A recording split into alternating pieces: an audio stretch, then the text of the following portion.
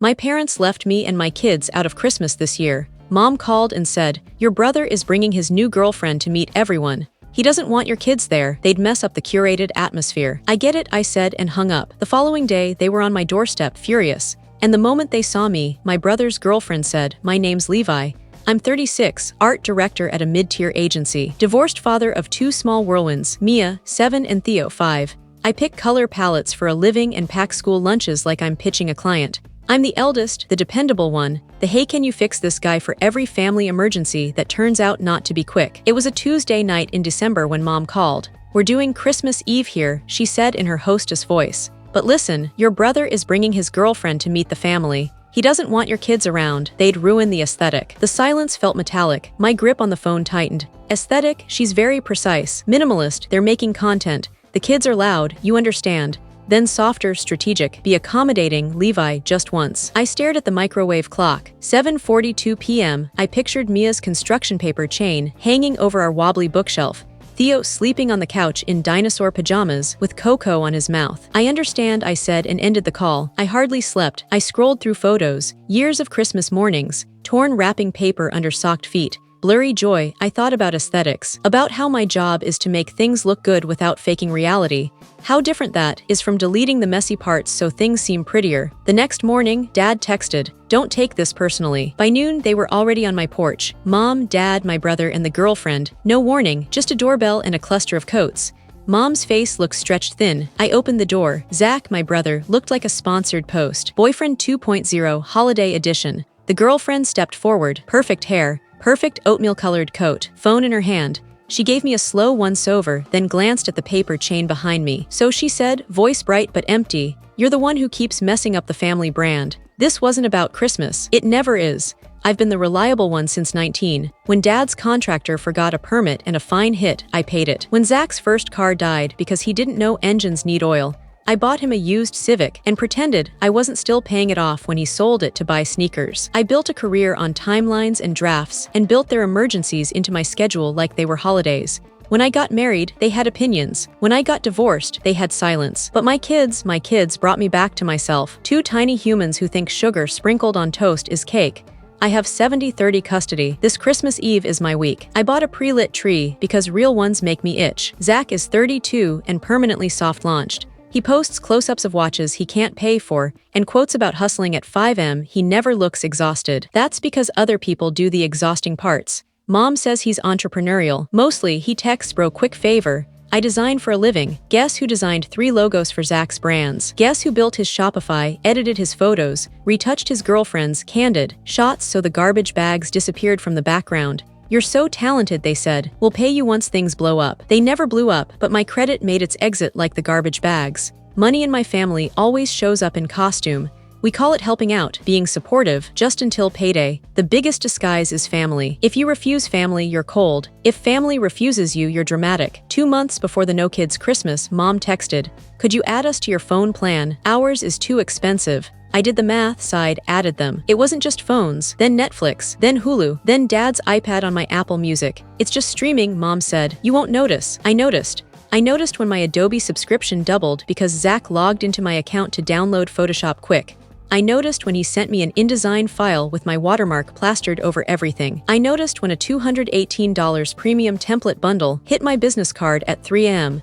and the receipt matched an email forwarded from Zach at zkcollective.io. "Accident," he said. I thought it was the free trial. I sent him a screenshot. He heart-reacted it. Meanwhile, Mom liked to rehearse a story about fairness. "We supported you through art school," she'd say. "I worked nights to pay for art school. They gave me a suitcase and a pressure-soaked, make us proud speech. Support came via foil-wrapped leftovers dropped at my dorm like a performance." The girlfriend, Brooke, obviously slipped in near Thanksgiving. Blonde, smartphone, sharp tongue. We met once at brunch where everyone ordered air, and she sliced pancakes into geometric shapes for her phone and never ate them. She said she was a creative director for a candle brand that sells only 1 candle at a time for $89.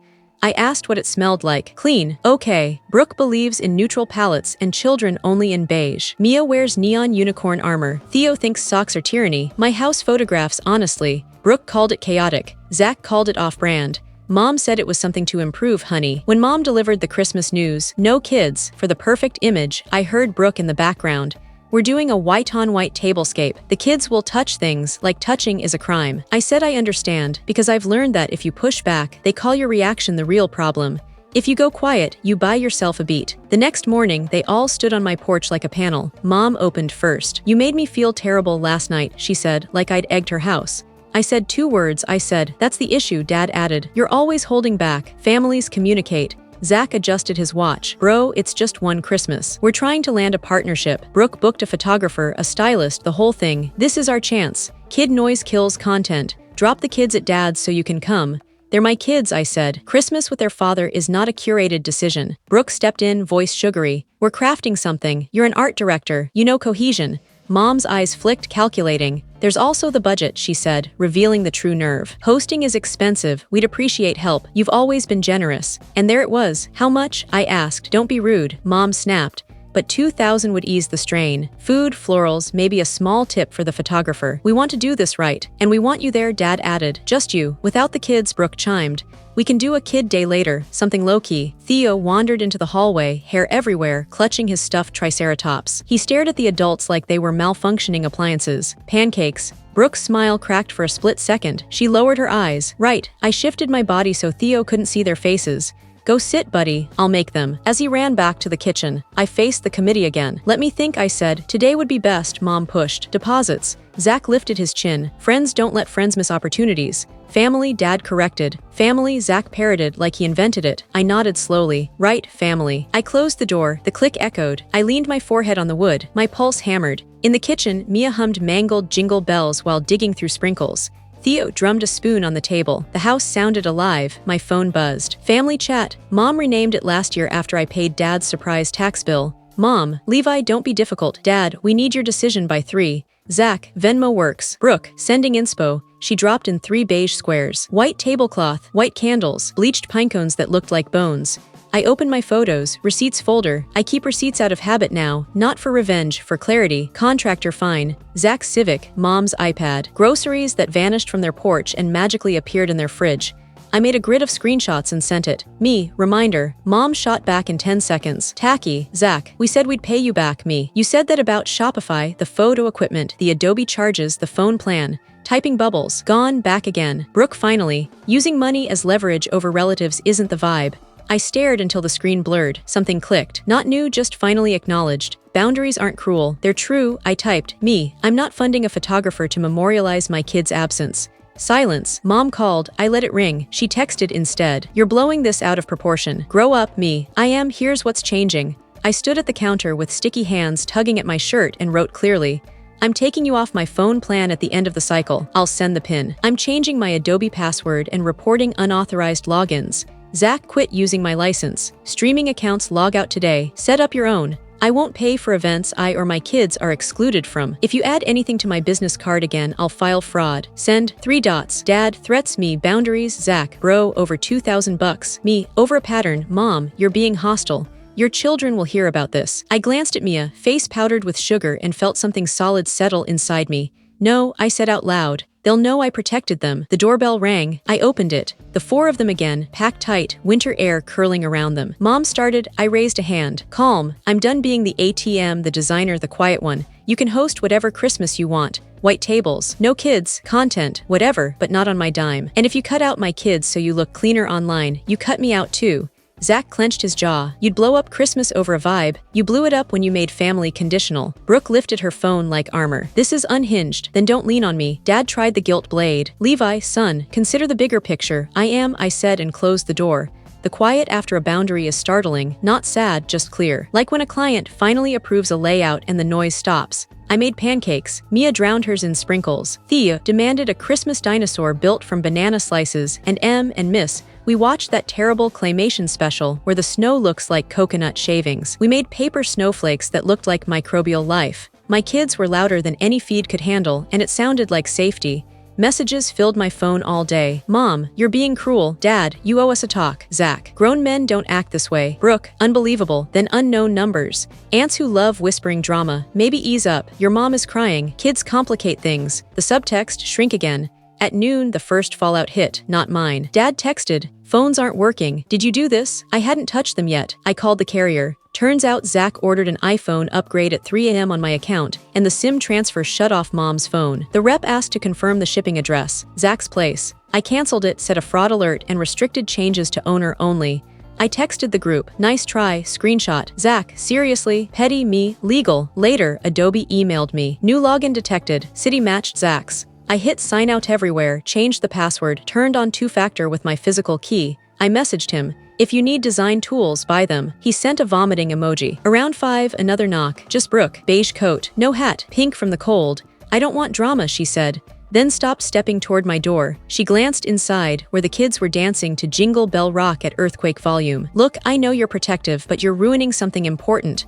A brand offered product for the dinner. They love minimalism. "Sticky finger kids don't fit. They're not babies." "I didn't mean you did." Quietly. "Brooke, I'm not your obstacle. Your issue is with my family. They're good at spending other people's money and naming it love. If that's what you want, fine. But my kids aren't props to crop." Something shifted in her eyes. Not agreement, but awareness. She looked at the paper chain again. "We could style a kid day," she tried weakly. "We already did." I nodded at Mia, wearing 3 clashing patterns and a radiant smile. "And it's perfect." Brooke swallowed. "We won't ask you for anything else," she said, turning away. "I know," I said and shut the door. That evening, Mia asked softly, "Did we do something wrong?" Grandma said we're a lot. My mind blanked. I sat on the floor so we were eye level. "You were loud," I said, "and silly, and amazing, and not for someone's brand. A grown-up made an unkind choice. That's on them." She nodded, thinking, then climbed into my lap. Theo crawled like a lizard and piled on. We became a heap of limbs. I breathed into their hair and made a rule in my bones. The moment someone makes them feel too big, we're done with that someone. Far away, at the white on white dinner, Mom posted a story of candles I couldn't see because I'd unfollowed months ago. A cousin sent screenshots anyway. The table looked like a sterile ward pretending to be festive. Zach gave a toast, and in the reflection of a serving spoon were 2 empty spots where kids would have stood on tiptoe to blow on candle flames. The next day, the money blow arrived, always dramatic. Mom called early, voice Martersoft. "We put catering on our credit card because you refused to help. The bank flagged it. We're over the limit. I'm sorry you planned something you couldn't afford. You'll pay the difference," she said, like that was expected.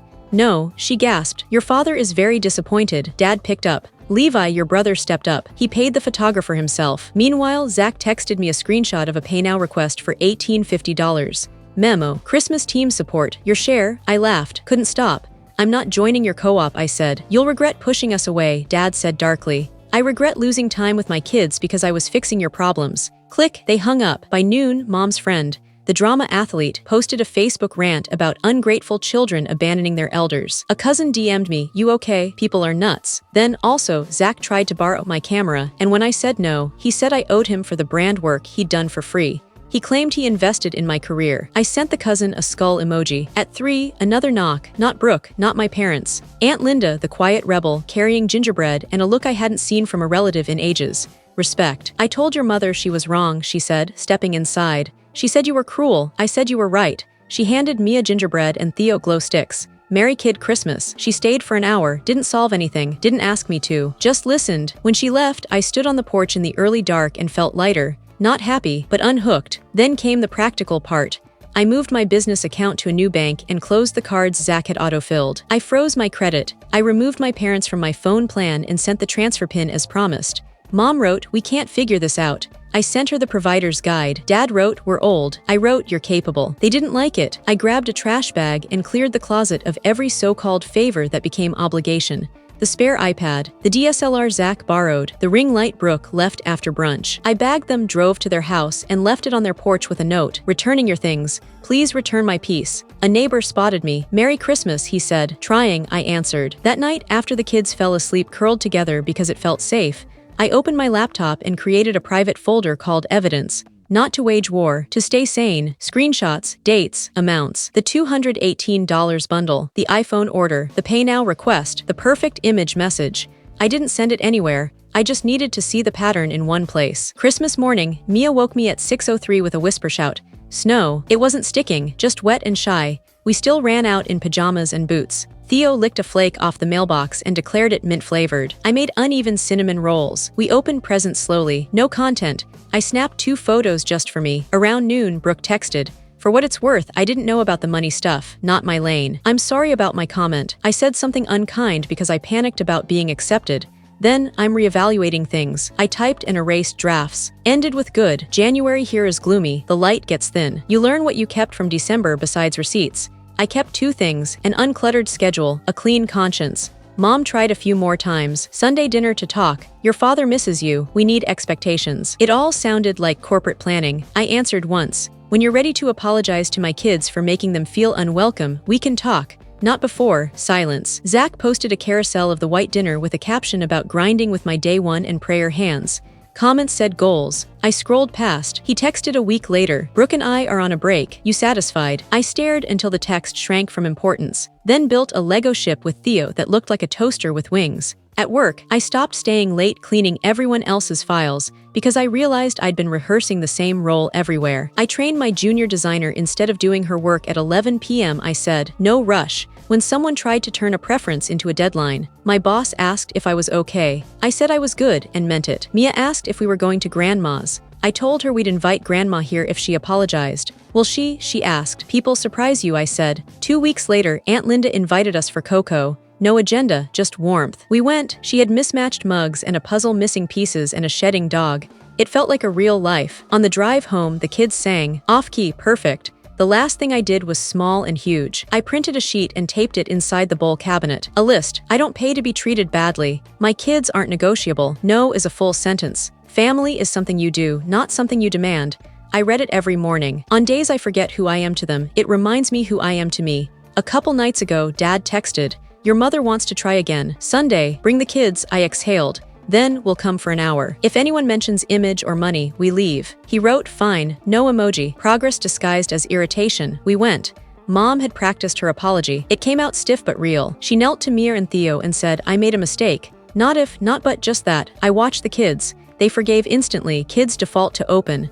My shoulders dropped slightly. Zach wasn't there. Mom said he was busy. I didn't ask. We stayed exactly an hour. Ate dry cookies. Took leftovers we'd actually eat. When Mom started hinting about trips and budgets, I stood, smiled, and said, we're heading out.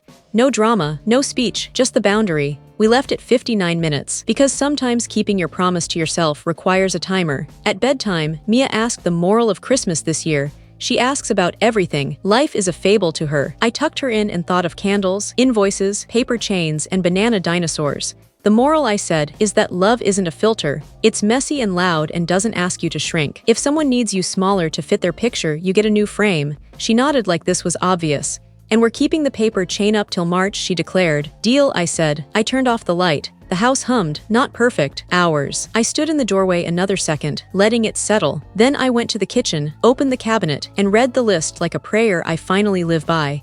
I don't pay to be treated badly. My kids are not negotiable. No is a complete sentence. Family is a verb. I'm done being anyone's brand.